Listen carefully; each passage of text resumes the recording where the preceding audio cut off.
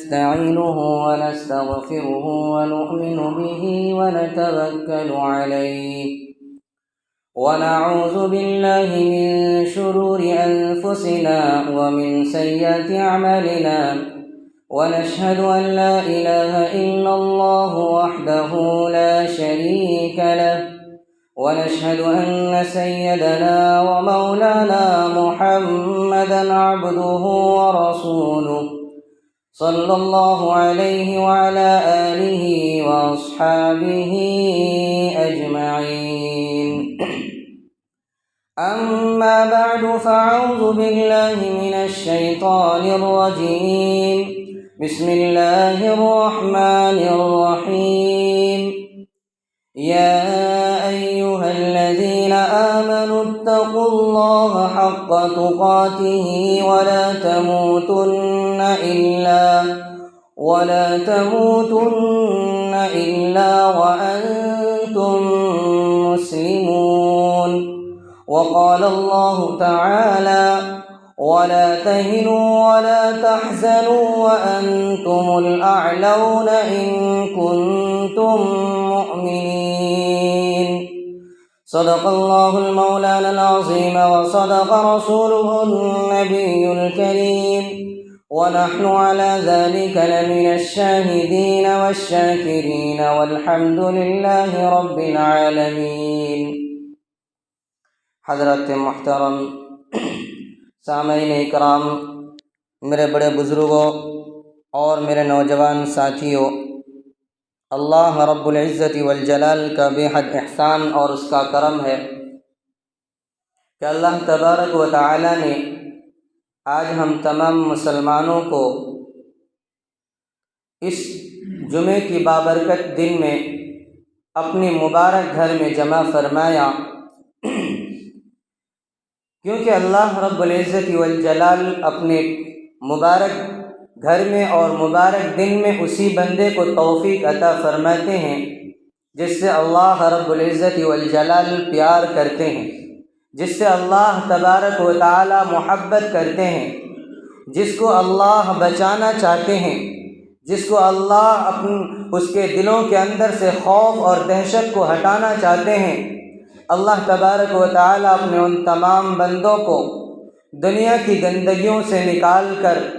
دنیا کی واہیات سے نکال کر، دنیا کی فضول کاموں سے نکال کر اللہ رب العزت والجلال تھوڑی دیر اپنی عبادت کی توفیق عطا فرما دیتے ہیں، تاکہ اللہ یہ چاہتا ہے کہ میرا یہ بندہ، میری یہ بندی تھوڑی سی دیر اگر میری عبادت میں، میری اطاعت میں، میری فرما برداری میں لگا رہے گا اور میرے سامنے اپنے گناہوں کی توبہ و استغفار کریں گے، اپنے گناہوں کی معافی اور تلافی کریں گے، تو اللہ فرماتا ہے کہ میں اپنے بندے کو اسی بہانہ بنا کر کے اپنے بندے کے گناہوں کو معاف فرما دوں گا۔ میرے دوستو، میں نے جو قرآن کریم کی 2 آیت کریمہ کا ایک ٹکڑا سا آپ حضرات کے سامنے ذکر فرمایا، اس آیت کریمہ کے اندر اللہ رب العزت والجلال اپنے تمام بندوں کو جھنجھوڑ کر کے رکھ دیا ہے اور دنیا کی تمام حالات کو بیان کر کے رکھ دیا ہے۔ اور یہ آیت کریمہ جو آج سے 1400 سال پہلے ہمارے نبی سرور کائنات سرکار دو عالم صلی اللہ علیہ وسلم کی قلب اطہر پر اللہ نے اپنے آسمان سے اپنی نورانی مخلوق حضرت جبرائیل علیہ السلام سے ہمارے نبی کے سینے میں اتارا تھا اور مسلمانوں کے حالات کو بیان کر دیا تھا۔ وہی حالات، وہی کردار، وہی پاکیزگی آج بھی یہ آیت بیان فرماتی ہے کہ جب مسلمانوں کے اوپر حالات آئے، جب مسلمان پسمردگی کا حالات کا شکار ہو جائے تو اس وقت مسلمانوں کو کیا کرنا چاہیے۔ میرے دوستو، آج ملک کے جو حالات ہیں، جو تشویشناک حالات گزر رہے ہیں، ملک جس مرحلے سے گزر رہا ہے، ہر باشعور آدمی یہ جانتا ہے کہ ملک کس دہانے پر جا کر کھڑا ہے اور ملک کو کہاں سے کہاں لے جایا جا رہا ہے، ملک کے حالات دن بدن کیسے بدتر ہوتے جا رہی ہے، ملک کے اندر مسلمانوں کے خلاف کیسے کیسے پروپیگنڈا کیے جا رہے ہیں، مسلمانوں کو کتنا تنگ کیا جا رہا ہے، مسلمانوں کی زمین کو تنگ سے تنگ کر دیا جا رہا ہے، مسلمان کو عبادت سے روکا جا رہا ہے، مسلمانوں کو ان کی مساجد سے روکا جا رہا ہے، مسلمانوں کو ان کے اذان پر پابندیاں لگا جا رہی ہیں، مسلمانوں کے لاؤڈ اسپیکر پر اذان دینے پر پابندی عائد کی جا رہی ہے، مسلمانوں کے ایک سے ایک مسجدیں چھینتی جا رہی ہے۔ میرے دوستو، آج ملک کے جو حالات ہیں بڑا نازک ہے۔ مسلمانوں کے خلاف غیروں کے دلوں کے اندر زہر بھرنے کے لیے کیسی کیسی یوجنائیں بنائی جا رہی ہیں، کیسی کیسی سازشیں تیار کی جا رہی ہیں۔ مسلمانوں کے قتل عام کے لیے غیروں کے دلوں کے اندر کیسی زہر بھری جا رہی ہے۔ ابھی کچھ دن پہلے دا کشمیر فلم کے ذریعے سے غیروں کو کیسے ابھارا گیا، مسلمانوں کے لیے کیسے نفرتیں بھری گئی، مسلمانوں کے چہروں کو غیر منکسروں کے سامنے کیسے پیش کیا گیا۔ اس فلم کے ذریعے سے دکھایا گیا کہ مسلمان دہشت گرد ہے، مسلمان ایک خونخوار ہے، مسلمان ایک درندہ ہے، مسلمان ایک قاتل ہے، مسلمان ایک زہریلا آلود ہے۔ میرے دوستو، آج ایسے ایسے ہم مسلمانوں کے خلاف پروپیگنڈا کیا جا رہا ہے، فلموں کے ذریعے سے، ڈراموں کے ذریعے سے، ایکٹنوں کے ذریعے سے مسلمانوں کو ایسے دہشت گرد، ایسے کٹگھرے میں کھڑا کیا جا رہا ہے کہ پوری دنیا آج مسلمان کا دشمن بنی بیٹھی ہے۔ آج اس مسلمان کو اس دنیا سے مٹانے کے لیے خاص طور پر ہمارے ہندوستان سے مسلمانوں کو ختم کرنے کی کیسی ناپاک سازشیں رچی جا رہی ہیں، اور اس کی ہمت اور اس کی حوصلہ افزائی کرنے والے خود اقتدار کی کرسی پر بیٹھنے والے کر رہے ہیں۔ آج جو اقتدار کی کرسی پر بیٹھے ہوئے ہیں، جو نام و نہاد حکومت کو سنبھالے ہوئے، وہ آج ان فرقہ پرستوں کی مدد کر رہے ہیں، آج ان فرقہ پرستوں کو ہوا دے رہے ہیں۔ لیکن میرے دوستو، یہ آج نہیں ہوا، یہ کوئی نیا نہیں ہے کہ مسلمانوں کے خلاف پروپیگنڈا کیا گیا، بلکہ ہمارے نبی سرور کائنات سرکار دو عالم صلی اللہ علیہ وسلم جب اس دنیا کے اندر آئے، ہمارے نبی نے لوگوں کو کلمے کی دعوت دی، لوگوں کو بلایا اسلام کی طرف، لوگوں کو کلمے کی طرف بلا کر کے ایک اللہ وحدہ لا شریک لہ کی عبادت کی طرف بلایا، تو لوگوں نے ہمارے نبی کے خلاف، بلکہ ہمارے نبی سے پہلے جتنی بھی انبیاء کرام علیہ السلام اس دنیا کے اندر مبعوث ہوئے، ان نبیوں کے خلاف لوگوں نے کیسے پروپیگنڈا پھیلائے، مسلمانوں کو مٹانے کے لیے، ایمان لانے والوں کو مٹانے کے لیے کیسے پروپیگنڈا پھیلائی گئی۔ میرے دوستو، قرآن اس کی شاہد ہے۔ قرآن صاف لفظوں میں بیان کر دیا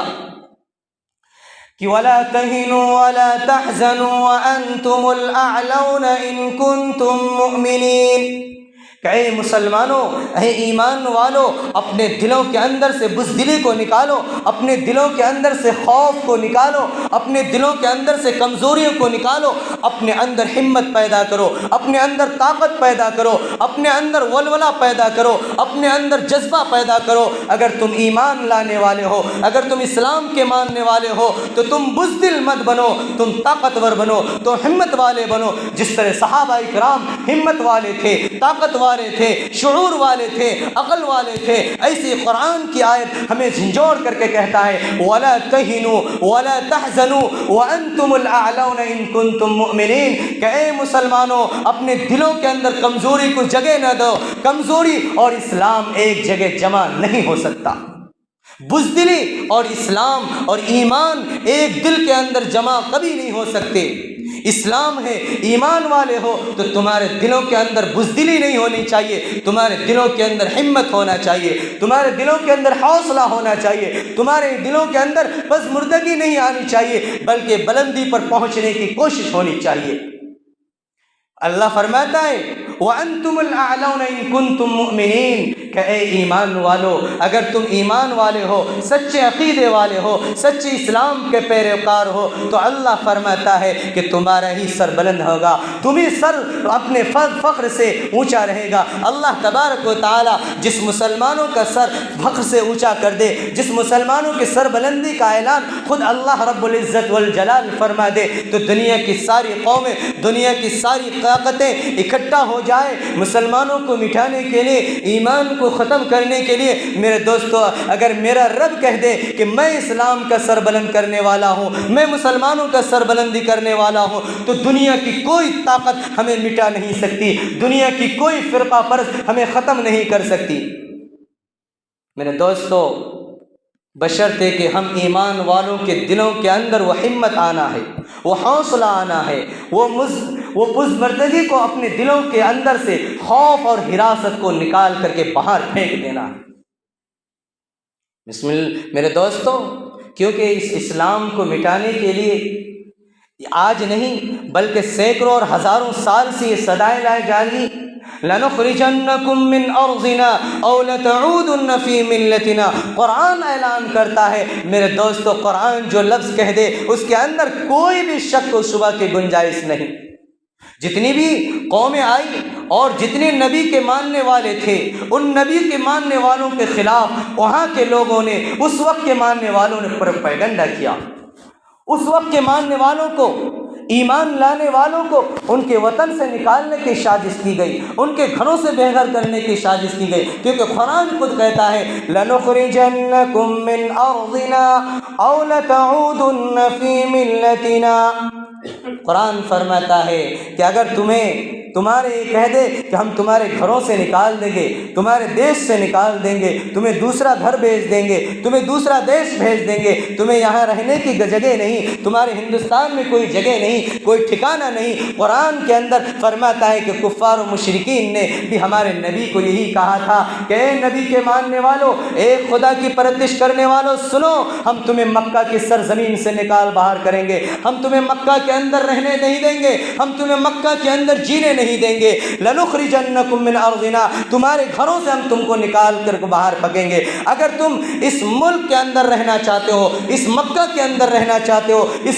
سرزمین کے اندر رہنا چاہتے ہو، أَوْ لَتَعُودُنَّ فِي مِلَّتِنَا، تمہیں ہمارے باپ داداؤں کی ایمان پر، ہمارے باپ داداؤں کے دین پر لوٹ کر آنا ہے، ہمارے وہی کفر پر، وہی مشرک پر تمہیں لوٹ کر آنا ہے۔ اگر ہمارے دین پر رہو گے، ہمارے باپ دادا کے دین پر رہو گے، تو تمہیں اس ملک میں رہنے کی اجازت ہوگی، ورنہ تم ہمارا ملک چھوڑ کر کے چلا جاؤ۔ وہی نعرہ، وہی صدائے، وہی آواز، وہی گونج آج ہمارے ہندوستان کے اندر بھی گونج رہی ہے۔ آج ہمارے ہندوستان کے اندر بھی وہی جس آیت کو آج سے 1400 سال ہمارے نبی نے بیان فرما دیا، وہی آیت کا مصداق آج ہمارے ہندوستان کے اندر ہے۔ لَنُخْرِجَنَّكُم مِّنْ أَرْضِنَا، آج کفاروں کی طرف سے، مشرکین کی طرف سے یہ آواز لگائے جاتے ہیں کہ یہ مسلمانوں کو ہندوستان میں رہنے کا کوئی حق نہیں، یہ ملک ہندوستان مسلمانوں کا ہے ہی نہیں، ارے مسلمانوں کو تو بٹوارے میں دے دیا پاکستان۔ میرے دوستو، صاف لفظوں میں کہہ دینا چاہتا ہوں، اس ملک کے اندر جتنے ہمارے آباء و اجداد نے اپنا خون بہایا ہے، اپنا خون کی گردانوں کی قربانی دی ہے، میرے دوستو، اس وقت وہ بلوں میں چھپے ہوئے تھے، وہ انگریزوں کے ایجنڈے بنے ہوئے تھے، وہ انگریزوں کے چاپلوس بنے ہوئے تھے۔ اس ملک کو انگریزوں سے آزاد کرانے کی قربانی جتنی ہم نے دی ہے، اس نے کسی اور قوم نے نہیں دی ہے۔ میرے دوستو، ہندوستان کی مٹی کو اگر نچوڑا جائے تو ہمارے آباء و اجداد کا خون ٹپکتا ہوا نظر آئے۔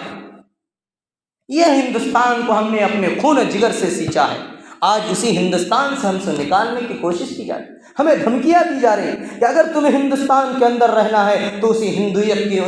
ہندوتوا کو قبول کرو، اسی مذہب کے اندر آؤ۔ اگر تم چاہو کہ ہم لاؤڈ اسپیکر اذان دیں گے، ہم کھلے میں نماز جمعہ ادا کریں گے، ہم عید کی نماز ادا کریں گے، تو تمہیں اس کی پابندی، اس کی اجازت نہیں دیں گے۔ جو کفار مشرکین نے لگایا تھا کہ نہ تم کو ہم حج کرنے دیں گے، نہ تم کو بیت اللہ کا طواف کرنے دیں گے، نہ تم کو اس حرم کے اندر، اس صحن کعبہ کے اندر 2 رکعت نماز ادا کرنے دیں گے، کچھ نہیں کرنے دیں گے، تم کو یہاں سے نکال باہر کریں گے۔ وہی صدائے، وہی آواز آج ہمارے اندر بھی لگائی جا رہی ہے، اور ہم مسلمان خوف زدہ ہو گئے، ہم مسلمان ڈر گئے، ہم مسلمان خوف اور ہراست کے اندر مبتلا ہو گئے۔ جس کی وجہ سے وہ قوم ہم پر سر چوڑ کر بول رہی ہے، وہ ہمیں اور بھی دبانے کی کوشش کر رہی ہے۔ میرے دوستو،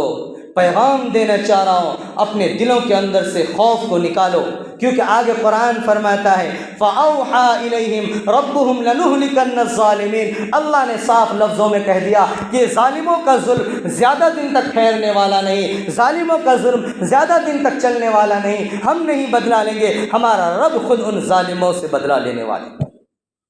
ہمارے رب نے اپنے نبی کے قلب اطہر پر وحی فرما دی، فاوحا یعنی ہمارے نبی کے قلب اطہر پر داخل کر دیا، نازل فرما دیا آیت کریمہ لنہلکن الظالمین، کہ اے میرے نبی آپ اپنے صحابہ کو بدلہ دیجئے، خوف و حراست ہونے کی ضرورت نہیں، اگر آپ کو نکالنا چاہتے ہیں تو یہ نہیں نکال پائیں گے، بلکہ میں آپ ہی کو اس وطن کے اندر بساؤں گا، اس گھر کا مالک آپ ہی کو بناؤں گا، آپ ہی کو ذمہ داری سونپوں گا، اور ان ظالموں کو میں ایک ایک کر کے چن چن کر کے مٹا کر کے دم لوں گا۔ میرے دوستو، وہ دن آیا جب سن 9 ہجری کے اندر مکۃ المکرمہ کو فتح کیا گیا، اللہ کے رسول صلی اللہ علیہ وسلم فاتحانہ طور پر مکہ کی سرزمینوں پر داخل ہوئے، وہ سارے ظالم، وہ سارے جابر، وہ فرعونیت کے ذہنیت رکھنے والے سارے اپنے سروں کو جھکائے ہوئے بیٹھے تھے کہ آج محمد الرسول اللہ ہمارے ساتھ کیا معاملہ کرنے والے، آج محمد الرسول اللہ جس طرح ہم نے ان کو ستایا، جس طرح ہم نے ان کے گھروں سے نکال کر کے باہر کیا، آج وہ ہم سے بدلہ لینے والے۔ لیکن قربان جائیے میرے نبی رحمت پر، رحمت للعالمین پر، میرے نبی نے پورے معافی کا اعلان فرما دیا اور کہا اے ظالموں سنو، اے فرعونیت کے ذہن رکھنے والوں سنو، آج میں محمد الرسول اللہ تم سے کوئی بھی بدلہ لینے والا نہیں۔ آج میں وہی اعلان کرتا ہوں جو حضرت یوسف علیہ السلام نے اپنے تمام گنہگار بھائیوں کے لیے اعلان کیا تھا کہ میرے بھائیوں، آج سے میں تمہاری غلطیوں کو معاف فرماتا ہوں، آج میں بھی تمہارے مکہ کے اندر اعلان کرتا ہوں۔ میرے دوستو، قرآن فرما دیا کہ وَلَا تَهِنُوا وَلَا تَحْزَنُوا وَأَنْتُمُ الْأَعْلَوْنَ إِن كُنتُم مُؤْمِنِينَ، کہ اے مسلمانوں، اے ایمان والو، تمہارا ہی سر بلند ہوگا، تمہارا ہی سر فخر سے اونچا رہے گا، بشرطے کہ تمہیں گھبرانا نہیں، مصیبت آئے تو اس کے اوپر جم کر رہنا، اس پر ڈٹ کر کے مقابلہ کرنا۔ آج ہمارے اوپر مصیبت آ رہی ہے۔ میرے دوستو، حضرت علی میاں ندوی رحمۃ اللہ علیہ جب بحیات تھے، اپنے ملفوظات کے اندر ایک بات بیان فرمائی تھی کہ مسلمانوں، اپنے مسجدوں کی، اپنی عبادت گاہوں کی حفاظت کر لینا، اگر تم اپنے مسجدوں کو چھوڑ دو گے تو غیروں تمہارے مسجدوں پر قابض ہو جائیں گے۔ اور دوسرا جملہ حضرت علی میاں ندوی رحمۃ اللہ علیہ نے بہت قیمتی بیان فرمایا تھا کہ مسلمانوں، اپنی بابری مسجد کو کبھی ہاتھ سے جانے مت دینا، کیونکہ یہ تمہارا بارڈر ہے، یہ بارڈر اگر کراس کر گیا تو سمجھ لے کہ تمہاری کوئی بھی مسجد تمہاری حفاظت میں نہیں رہے گی، کوئی مسجد تمہارے معمول نہیں رہے گی۔ کہا کہ اپنے خون پسینے سے اس مسجد کی حفاظت کرنا، جب تک یہ مسجد تمہاری حفاظت میں رہے گی کوئی بھی ظالم تمہاری دوسری مسجد کی طرف آنکھ اٹھانے کی بھی ہمت نہیں کر سکتی۔ جس دن یہ مسجد تمہارے ہاتھ سے نکل جائے گی، جس دن یہ مسجد شہید ہو جائے گی، سمجھ لینا کہ تمہاری وہ ساری عبادت گاہیں، وہ ساری تاریخی مسجد تمہارے ہاتھ سے چھینتی چلی جائے گی۔ میرے دوستو، وہی تاریخ حضرت علی میاں ندوی رحمۃ اللہ علیہ نے آج سے کئی سال پہلے اپنی ذہانت کے ذریعے، اپنی فراست کے ذریعے پیشین گوئی فرما دی تھی، آج وہ چیز ہمارے سامنے سچ ہوتی ہے نظر آ رہی۔ اور ایڈوانی جو ہندو مذہب کا سب سے بڑا سرغنہ، جب وہ اندلس کے اندر گئے تھے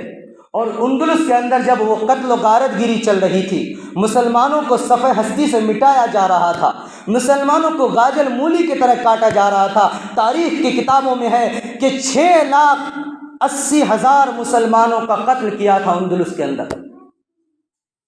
اور 500 مسجدوں کو مسجدیں توڑ کر کے ان کے اندر جانوروں کو بہنے کے طبلہ بنا دیا گیا اور گرجا گھروں کے اندر تبدیل کر دیا گیا۔ یہ اندلس کی تاریخ ہے۔ تو اس وقت ایڈوانی جب اندلس سے واپس اس ملک کے اندر آئے تو انہوں نے اپنی تقریر کے اندر یہ بیان فرمایا تھا کہ جو تاریخ اندلس کے مسلمانوں کے ساتھ دہرائی گئی، جو اندلس کے مساجد کو توڑا گیا، وہی تاریخ ہم ہندوستان کے اندر دہرائیں گے۔ ہندوستان کے 3000 مساجد کو توڑ کر کے مندروں کے اندر تبدیل کریں گے۔ یہ ایڈوانی کا جملہ تھا۔ اور فرمایا کہ جس طرح قتل و غارت گیری کے ذریعے سے اندلس کے اندر مسلمانوں کو گاجر مولی کی طرح کاٹا گیا، وہی تاریخ ہم ہندوستان کے اندر بھی دہرائیں گے۔ میرے دوستو، انہوں نے دوہرا کے بھی دیا گجرات کے اندر 2002 کے اندر، اور مظفر نگر کے اندر، بھاگلپور کے اندر۔ یہ سارے واقعات ہمارے سامنے ہیں۔ جو باتیں انہوں نے کہی وہ تمام باتیں اب روبرو ہوتی ہی جا رہی ہے۔ حضرت علی میاں ندوی رحمۃ اللہ علیہ نے فرمایا کہ اپنی اس مسجد کو بچا دینا۔ میرے دوستو، ہم نے اس مسجد کی حافر خواب غفلت میں ڈوبے رہے اور ہم سے وہ مسجد چھین لی گئی، اس مسجد کو چھین کر کے شہید کر دیا گیا۔ اب وہ مسجد جب ہم سے چھینی گئی تو اب ہماری دوسری مسجد کی باری آ گئی، جو ہماری تاریخی مسجد ہے، جس مسجد کے بارے میں آج میں نے کتاب کے اندر پڑھا، جو 80 صفحے کی کتاب ہے، اس کے اندر لکھا ہے کہ وہ مسجد بادشاہ اکبر بادشاہ کے زمانے سے پہلے وہ بنی ہوئی تھی۔ ان کے بابا ہمایوں نے اس مسجد کی تعمیر کرائی تھی۔ 1921 کے اندر اس مسجد کی تعمیر کرائی گئی تھی۔ کون سی مسجد معلوم ہے؟ گیان واپی مسجد، جس کے خلاف آج اس کے وضو خانے کو شیولنگ کا لقب دیا جا رہا ہے۔ میرے دوست، وہ وضو خانہ جو جامع مسجد کے اندر ہے، وہی وضو خانہ گیانوی مسجد کے اندر بھی اسی وضو خانے کو، فوارے کو شیولنگ بتا دیا گیا۔ کیوں؟ اتنی بڑی مسجد، اتنی بڑی عمارت ان کو نہیں دکھتی، وہ چھوٹا سا پتھر، وہ چھوٹا سا فوارہ دکھ گیا کہ ہمارا بھگوان۔ اور اتنی بڑی مسجد جو اللہ کی بنی ہوئی ہے، اللہ کا گھر، وہ نہیں دکھ رہا ہے کسی کو۔ آج ساری قومیں انہی کی طرف ہیں۔ آج ہماری وہ مسجد بھی چھین لی جا رہی ہے۔ میرے دوستو، وہ مسجد تو مسجد، لیکن ہماری جو جان ہے، جو شان ہے، جو مسلمان اپنے فخر سے بیان کرتے ہیں، دلی کے اندر جامع مسجد، اس مسجد کے بارے میں بیان کیا گیا۔ سوامی چکرورتی نے، کیا نام ہے اس کا، نام میں بھول رہا ہوں، انہوں نے اپنے بیان میں کہا کہ اس مسجد کے زینے کے اندر ہماری دیوی دیوتاؤں کو دفن کیا گیا، اس لیے انہوں نے نریندر مودی کو خط لکھا ہے کہ ان کے زینے کو توڑ کر کے ہمارے دیوی دیوتاؤں کو ہمارے حوالے کیا۔ بتاؤ، اب ہماری جامع مسجد کی باری آ گئی، تاج محل کی باری آ گئی، قطب مینار کی باری آ گئی۔ میرے دوست، اگر ہم یوں ہی چپ بیٹھے رہے، یوں ہی اگر خواب غفلت میں سوتے رہے، تو کیا پتہ ہماری یہ جامع مسجد بھی چھینے، کیونکہ یہاں بھی چاروں طرف دیوی دیوتا ہیں۔ کہہ دیں گے بھائی ہماری دیوی دیوتاؤں کے منہ تمہاری مسجد کی طرح ہے، کیا ٹھکانہ ان کا؟ اس لیے مسلمانوں، سب سے پہلا کام تو اپنا تعلق اپنے رب سے جوڑو، اپنا تعلق اپنا رب سے جوڑ کر کے اللہ کے سامنے فریاد کرو، اپنے گناہوں کو چھوڑو، اپنی معصیت کو چھوڑ کر کے اپنے رب کو منانے کی کوشش کرو۔ اپنے رب کو اگر منا لو گے تو اللہ رب العزت والجلال جو ہماری یہ چھینی ہوئی چیز ہے، وہ ساری کی ساری چیزیں ہمیں واپس لوٹا دیں۔ میرے دوستو، صحابہ اکرام رضوان اللہ تعالی مجمعین جب تک ظلم سہتے رہے، جب تک ظلم کو برداشت کرتے رہے، تب تک پٹتے رہے، تب تک قتل ہوتے رہے، شہید ہوتے رہے، لیکن جس دن اللہ نے اجازت فرما دی، اذن للذین یقاتلون بانہم ظلموا وانہم علی نصرہم لقادرون، اے میرے صحابہ، اب ظلم برداشت کرنے کی ضرورت نہیں، ظلم کے خلاف آواز بلند کرو، ظلم کے خلاف متحد ہو جاؤ۔ جب صحابہ اکرام نے ظلم کے خلاف آواز اٹھانے لگی تو میرے دوستو 313 نے ہزاروں کے منہ پھیر دیے۔ میرے دوستو، یہ ہے تاریخ ہے۔ جب تک ہم ظلم برداشت کرتے رہیں گے، ظلم سہنا بھی ایک ظلم ہے، ظلم کو برداشت کرنا بھی ایک ظلم ہے، اس لیے ظلم کے خلاف حق کی آواز ہمیشہ بلند کرتے رہنا چاہیے۔ صحابہ اکرام نے اس ایمان کو بچانے کے لیے، اس اسلام کو بچانے کے لیے، اس اسلام کی مساجد کو بچانے کے لیے کیسے کیسے قربانیاں دی۔ میرے دوست، صحابہ اکرام کے پاس کچھ نہیں تھا، لیکن 313 نے ہزاروں کا مقابلہ کیسے کیا۔ اس کے اندر ایک صحابہ کا جذبہ تو دیکھیے، جن کا نام تاریخ کے اندر آتا ہے، حضرت عمرو بن جموح رضی اللہ تعالی عنہ۔ بہت چھوٹے آدمی تھے، زیادہ عمر کے نہیں تھے۔ تاریخ میں آتا ہے کہ 20 اور 19 سال کے درمیان ان کی عمر تھی، لیکن اتنے چھوٹے سے صحابہ سب سے بڑے ظالم سب سے پہلے فرعون پر حملہ کرتے ہیں، ابو جہل پر حملہ کرتے ہیں، تو ان کا بیٹا لپک کر کے ان کے ہاتھ پر جو تلوار مارتا ہے تو ہاتھ بالکل کٹک کر الگ ہو جاتا ہے، لیکن ہاتھ کے اندر جو کھال ہے وہ لٹک کر رہ جاتی ہے۔ تاریخ کے اندر ہے حضرت عمرو بن جموح رضی اللہ تعالیٰ عنہ جنگ بدر کے اندر لڑتے رہے، کافروں کا مقابلہ کرتے رہے، اسلام کی سربلندی کے لیے اپنی قربانیاں دیتے رہے، لیکن جو ہاتھ کندھے کے اندر لٹک رہا تھا، یہاں سے جو الگ ہو گیا تھا، کھال تھوڑا سا رہ گیا تھا، وہ ہاتھ تکلیف دے رہی تھی، وہ ہاتھ جو ادھر ادھر جھول رہی تھی، پریشانیاں بڑھ رہی تھی، کافروں کو مقابلہ نہیں کر پا رہے تھے، تو حضرت عمرو بن جموح رضی اللہ تعالیٰ عنہ نے اس ہاتھ کو اپنے پاؤں کے نیچے رکھتے ہیں اور اچانک جھٹکا دیتے ہیں، وہ پاؤں سے ہاتھ الگ ہو جاتا ہے۔ یہ صحابہ کرام نے قربانیاں دی ہیں اپنے ایمان کے بچانے کے لیے، اپنے اسلام کو بچانے کے لیے، اپنے مساجد کو بچانے کے لیے، اپنے مکاتب کو بچانے کے لیے۔ میرے دوستو، ہمیں بھی ایسی قربانی دینی ہے، کیونکہ اللہ کے رسول صلی اللہ علیہ وسلم نے فرمایا، ہمارے نبی نے ایک حدیث کے ذریعے سے پیشین گوئی فرمائی کہ ایک زمانہ آئے گا، اے لوگوں، ایک وقت آئے گا تم پر کہ دنیا کی ساری قومیں اکٹھا ہو کر ایک جگہ ہو کر جمع ہو جائیں گے۔ جس طرح آدمی ایک دسترخوان پر بیٹھ کر مہمانوں کو دعوت دیتے ہیں کہ آ جاؤ، اس دسترخوان کے اندر یہ بریانی بڑی لذیذ ہے، یہ سالن بڑا عمدہ ہے، یہ کھانے بڑے لذیذ ہیں، یہ مٹھائی بہت خوبصورت ہے، آؤ ہمارے دسترخوان پر بیٹھ جاؤ، آؤ ہمارے دسترخوان پر بیٹھ جاؤ۔ دسترخوان پر بیٹھنے والے جس طرح تمام لوگوں کو، تمام مہمانوں کو بلاتے ہیں کہ آؤ ہمارے دسترخوان کا کھانا بڑا لذیذ ہے، ہمارے دسترخوان کا کھانا بڑا عمدہ ہے، ہمارے دسترخوان کے اندر جو سالن رکھا ہوا ہے بڑا لذیذ سالن ہے، آؤ ہمارے دسترخوان پر تشریف لائیے، تھوڑا کھانا تناول فرما لیجیے۔ ہمارے نبی نے فرمایا کہ ایک وقت آئے گا جس طرح لوگ دسترخوان کے اندر مہمانوں کو بلاتے ہیں، اسی طرح لوگ ایک پلیٹ فارم پر جمع ہو کر تمام لوگوں کو، تمام قوموں کو اکٹھا کریں گے اور کہیں گے آؤ اسلام کو مٹانے کے لیے، مسلمانوں کو مٹانے کے لیے، مسلمانوں کی آبادیوں کو مٹانے کے لیے، مسلمانوں کی عبادت گاہوں کو ختم کرنے کے لیے آؤ ایک پلیٹ فارم پر جمع ہو جاؤ، ایک جگہ پر جمع ہو جاؤ، تاکہ ایک ساتھ ہم ان پر حملہ آور ہوئیں، ایک ساتھ ان کے صفحہ ہستی سے مٹانے کی کوشش کریں۔ اس طرح تمام قومیں میرے دوست ایک پلیٹ فارم پر آج جمع ہو چکی ہیں۔ آج پوری دنیا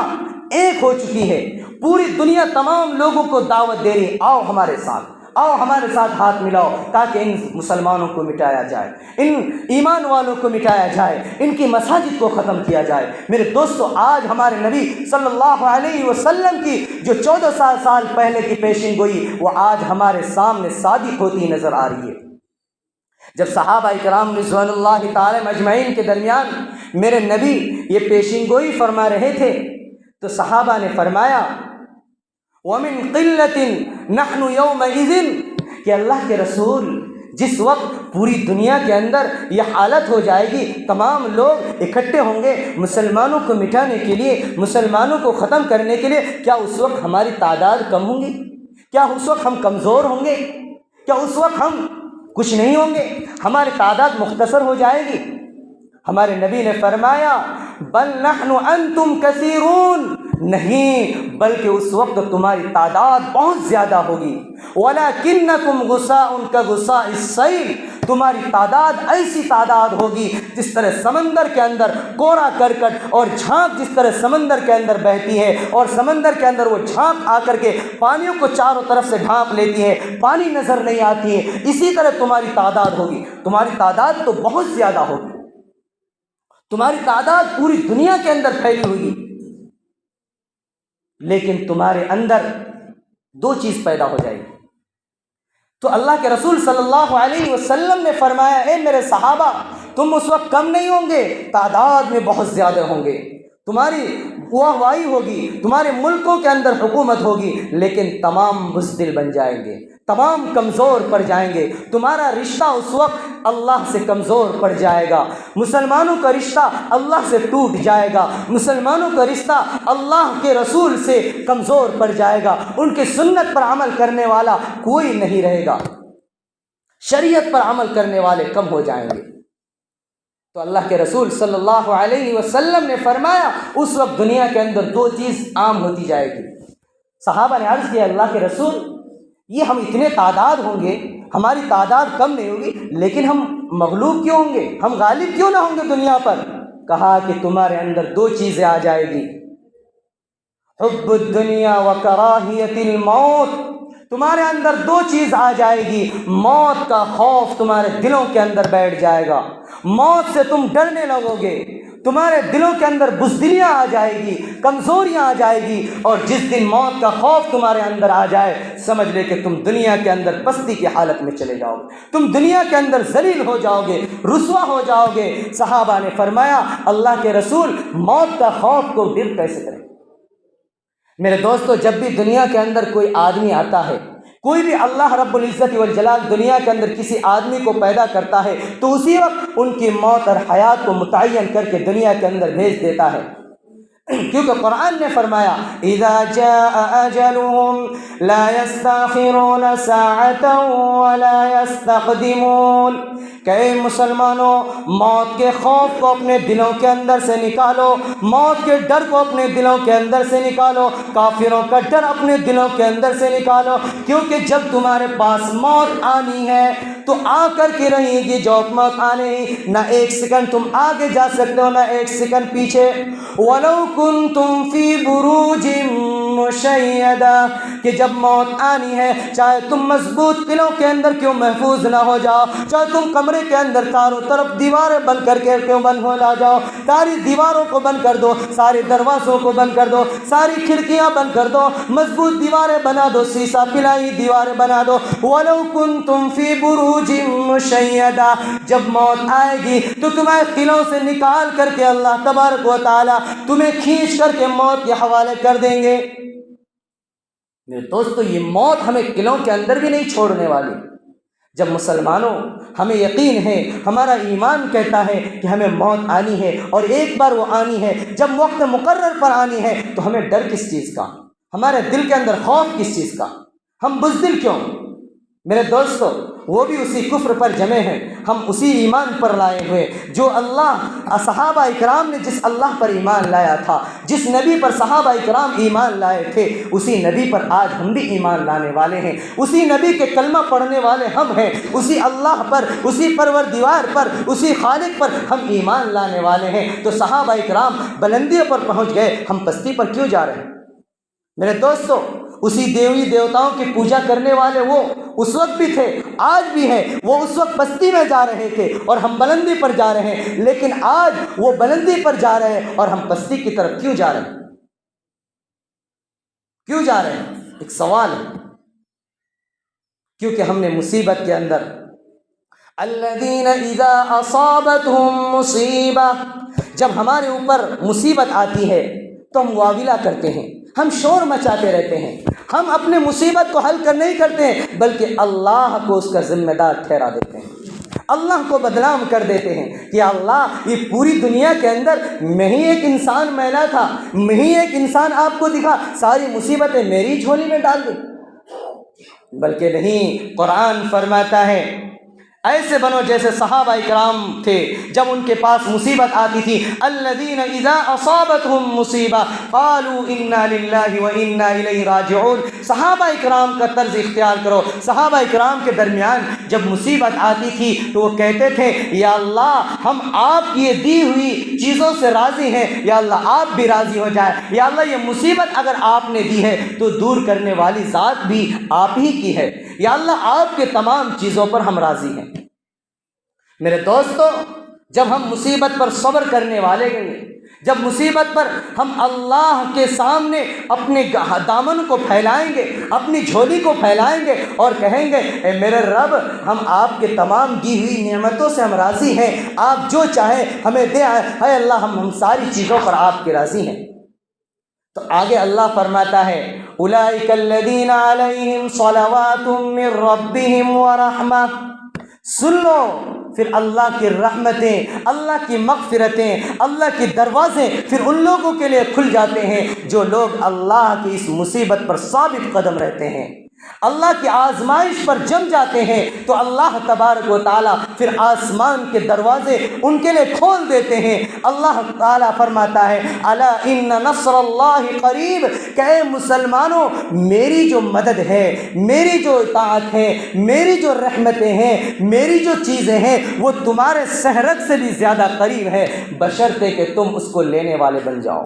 بشرطے کہ تم اس کو حاصل کرنے والے بنو۔